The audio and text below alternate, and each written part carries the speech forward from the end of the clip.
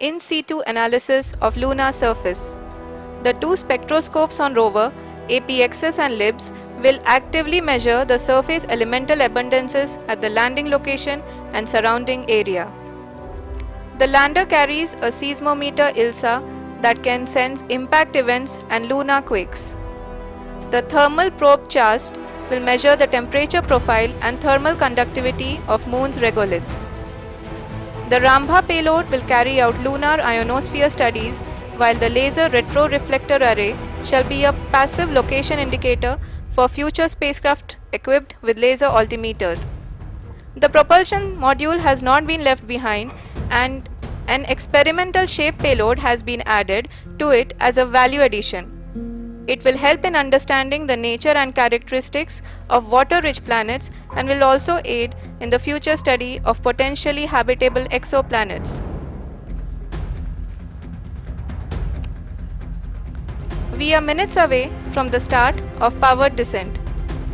The entire powered descent shall be carried out by the onboard autonomous landing sequencer or ALS, which is a series of instructions preloaded to the lander module. These instructions include the commands to be executed, data to be collected and analyzed, and decisions to be made and executed autonomously throughout the powered descent.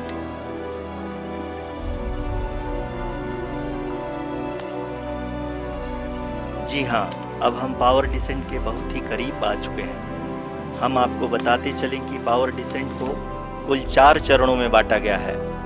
सबसे पहले आता है rough breaking phase, जिसमें lander की ऊंचाई को चंद्रमा की सतह से 30 किलोमीटर से घटाकर 7.4 किलोमीटर कर दिया जाएगा। इस पूरी प्रक्रिया को पूरा करने में लगभग 11.5 मिनट लगेगा और इसका समानांतर वेग 1680 मीटर प्रति सेकंड से घटाकर 358 मीटर प्रति सेकंड हो जाएगा।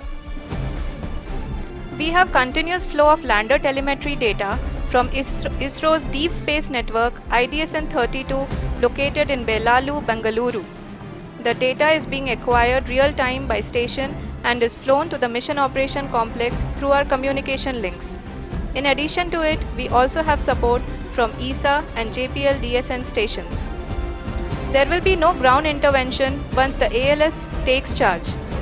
The preparation for today's event had started 48 hours before, wherein various pre-selections and uplinking of parameters for the autonomous landing sequence were carried out.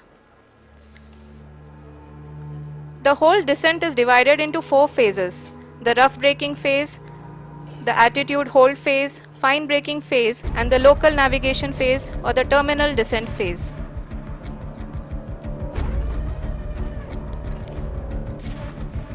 जी हाँ, एटीट्यूड होल्ड फेज, जो कि power descent का दूसरा चरण है, एक बहुत ही महत्वपूर्ण फेज है। इस 10 सेकंड के स्मॉल ड्यूरेशन के दौरान लैंडर के 2 महत्वपूर्ण सेंसर कारा और लासा लैंडर की ऊंचाई की गणना करेंगे।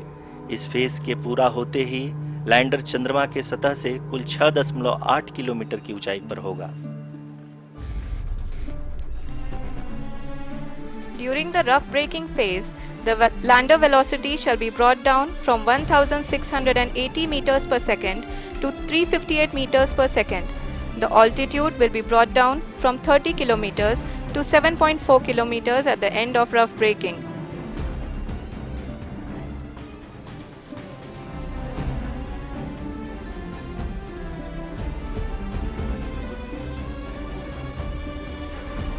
Currently, we can see the scientists are analyzing the lander data.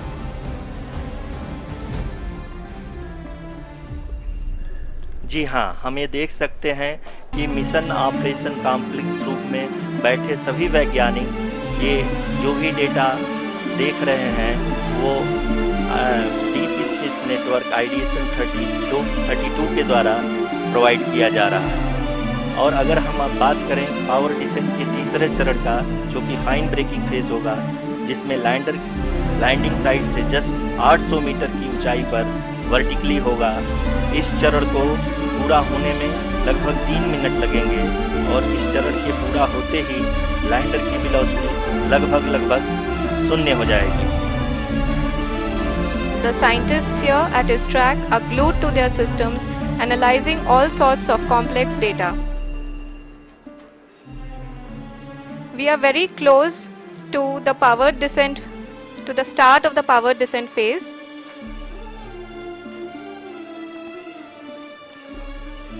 जी हाँ, अगर हम अब बात करें पावर डिसेंट के चौथे और अंतिम चरण का, जो कि लोकल नेविगेशन फेज या टर्मिनल डिसेंट फेज भी कहा जाता है, इस दौरान लैंडर के 2 इंजन बंद कर दिए जाएंगे और लैंडर के सेंसरों द्वारा इसके हाइट और वेलोसिटी की गणना इनर्शियल नेविगेशन को भेज दिया जाएगा।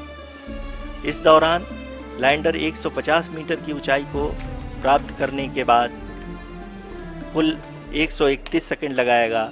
इस पड़ाव पे आने के बाद पुनः लैंडर 22 सेकंड के लिए हवरिंग करेगा।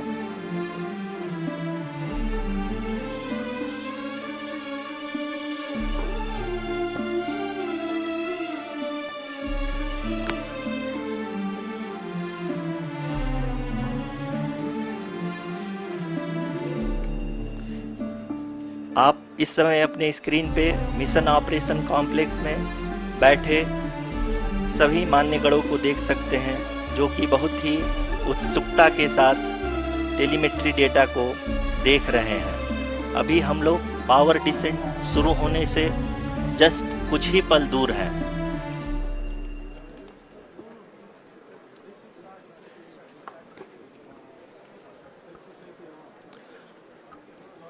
पावर डिसेंट शुरू होने में लगभग 30 सेकंड ही बचा है और हमको ये सारे data mission operation complex room में आईडीएसएन 32 के द्वारा, जो कि लगातार लैंडर के कनेक्शन में बना हुआ है, प्रदान कर रहा है।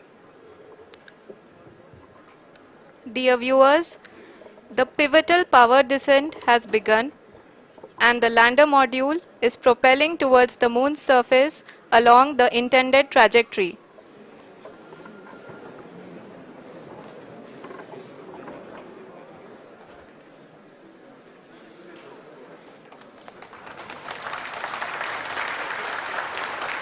जी हाँ, अब हम देख सकते हैं रफ ब्रेकिंग फेज की शुरुआत हो चुकी है।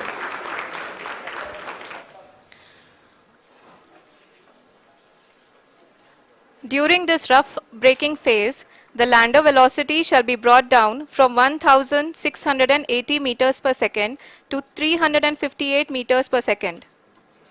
The altitude will be brought down from 30 kilometers to 7.4 kilometers at the end of rough braking. All this in the duration of 690 seconds or 11.5 minutes. Currently, the Laser Inertial Reference and Accelerometer package (LIRAP) is aiding in the navigation. जी हाँ, अभी आप अपनी screen पे देख सकते हैं कि lander अब तक कुल 191 किलोमीटर हॉरिजेंटल दिशा में चल चुका है और अभी तक इसकी वेलोसिटी लगभग 31 किलोमीटर बनी हुई है।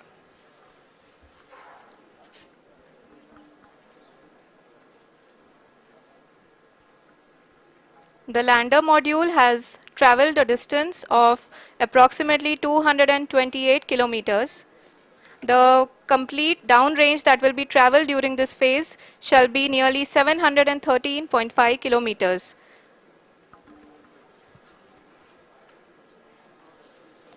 जी हाँ, कुल 745 किलोमीटर के इस रफ ब्रेकिंग फेज में आप देख सकते हैं कि हम लोग लगभग अपनी यात्रा 20% कंप्लीट कर चुके हैं।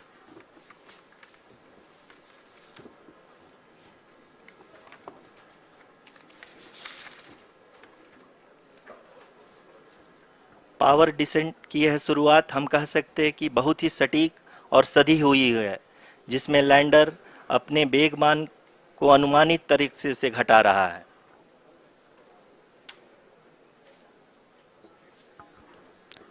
The altitude of the lander module will reduce from 7.4 kilometers to 6.8 kilometers. During the next phase, which is going to be the attitude hold phase. We can currently see that the altitude of the lander module is nearly 31 kilometers. ROCC अभी हम इस ground trace को देखते हुए कह सकते हैं कि रफ ब्रेकिंग फेज़ की शुरुआत बहुत ही अच्छे तरीके से हुई है। आप ये देख सकती हैं कि जो भी प्रोजेक्टेड ग्राउंड ट्रेस है उसी पे अपना लैंडर मॉड्यूल आगे चलते हुए बढ़ रहा है। अभी तक ये देखा जा सकता है कि लैंडर मॉड्यूल लगभग 370 किलोमीटर क्षैतिज दिशा में चल चुका है।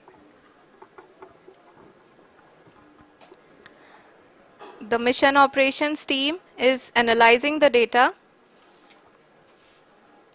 We can all see the seriousness and the concentration with which each and every parameter of the lander module is being analyzed. The performance